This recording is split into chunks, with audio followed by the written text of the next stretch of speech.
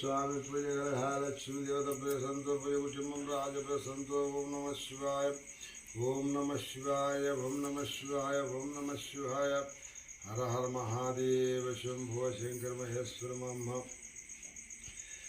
मे पंटम संतो दिव పెడతలే ఆడ పరమాత్మ రక్షించమమ్మ మీ గొడ్డు గోదా పాడి పంట చేను చెట్టు పంట పెరు సల్ల ఉండతలే పరమాత్మ అమ్మగారు ఆ భగవంతుడు మీ ఇంట్లో కాపాడి సంతోషం దీవెన పెట్టి శివనారాయణ హరినారాయణ సంతోషించి మా అమ్మగారి కుటుంబం సంతోషించి ఏమో తెలియారు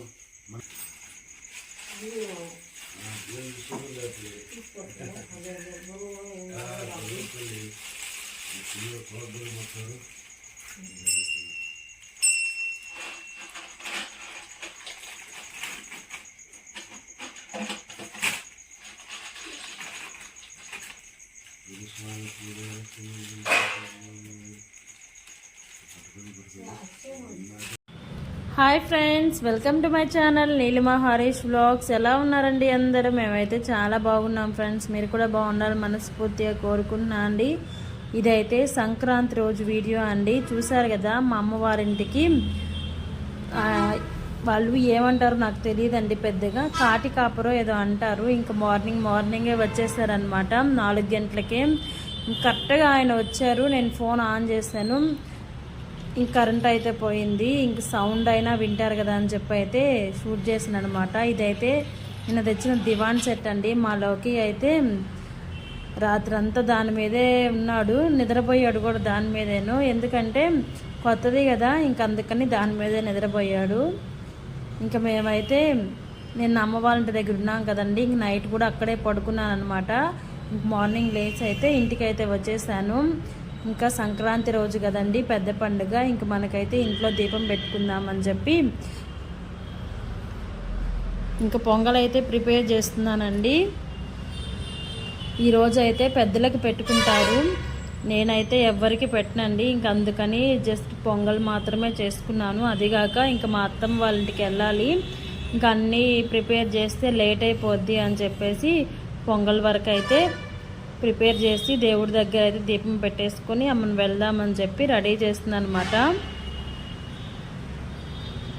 ఈ శారీ చూసారా, ఇదైతే కావిళ్ళలో కుట్టించామండి. 900 రూపీస్ తీసుకుంది బ్లౌజ్కి. చాలా బాగా వచ్చింది ఫిట్టింగ్ అయితేను. కలర్ కాంబినేషన్ ఒక్కటే నాకైతే కొంచెం నచ్చలేదు, అంతేను. ఫిట్టింగ్ మొత్తం అయితే సూపర్గా వచ్చింది. ఇంకా మా అత్తమ్మ వాళ్ళ ఇంటికి అయితే వచ్చేసామండి.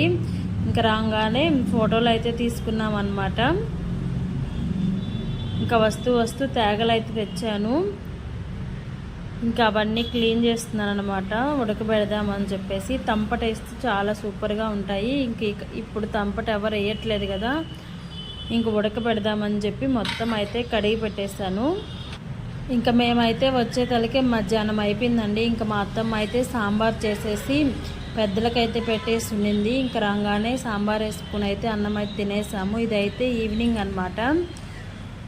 ఇంకా పచ్చిమిరపకాయలు పచ్చడి, కాకరకాయలు ఉంటే కాకరకాయలు ఫ్రై చేద్దాము, ఉల్లికారం కాకరకాయలు అనమాట చేద్దామని చెప్పి ప్రిపేర్ చేస్తున్నాను. ఈ సంక్రాంతి మీరు ఎలా సెలబ్రేట్ చేస్తున్నారు కింద కామెంట్ సెక్షన్లో కామెంట్ చేయండి ఫ్రెండ్స్. మేమైతే సింపుల్గా ఎలా సెలబ్రేట్ చేస్తున్నాము.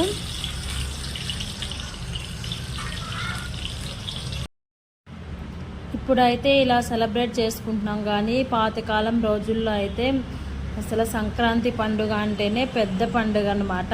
రైతులకి ధాన్యం చేతులకు అందే రోజులు కాబట్టి పల్లెటూరులో చాలా బాగా సెలబ్రేట్ చేస్తారండి పెద్ద పండుగనైతే. అందరికీ కొత్త బట్టలు అప్పుడే తెచ్చుకుంటారు, ఎందుకంటే వాళ్ళకి సంవత్సరం మొత్తం పండించిన పంట అప్పుడే చేతికి వస్తుంది కదా. ఆ సంతోషంలో పెద్ద పండుగని బాగా చేసుకుంటారనమాట. నెల ముందు నుంచేను పండగ ప్రిపరేషన్స్ అనేవి స్టార్ట్ అవుతాయి. ఇంకా ఇల్లు తుడుచుకోవడం, భోజనాలు తుడుచుకోవడం, ఇంకా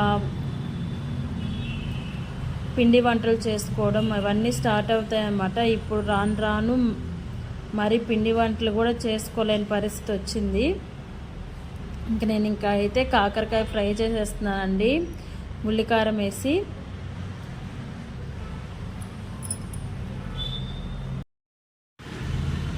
పండుగల్లో అందరికీ ఇష్టమైన పండుగ ఏదైనా ఉంది అంటే అది సంక్రాంతి పండుగేనండి.